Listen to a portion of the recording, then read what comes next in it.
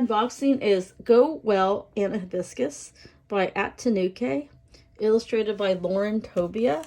And I think this is published by Candlewick Press. Yes, it is. And Anna Hibiscus, this series is set in Nigeria and Lagos. And Anna's going on a trip to a village where her grandparents used to live.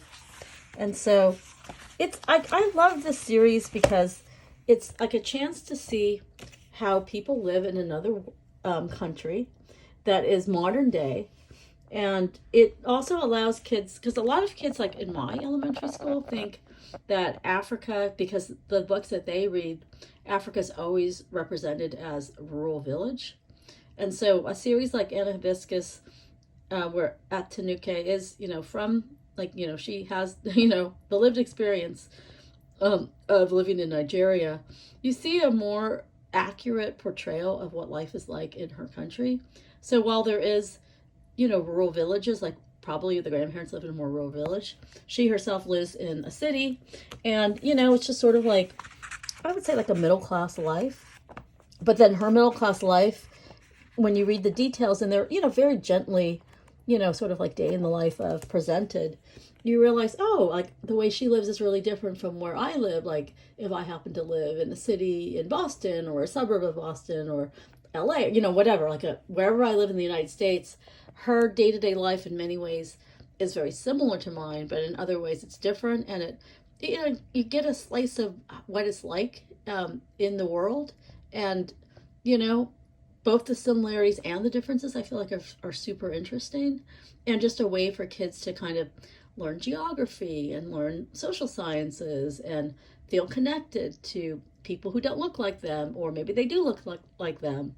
But, and it's like a lot of heavy lifting in something that's just a very short, chapter book, lovely series, very entertaining. But, unlike, like Magic School, Magic Treehouse, or a mystery series, where, those are great books and my kids love them and we read tons of them.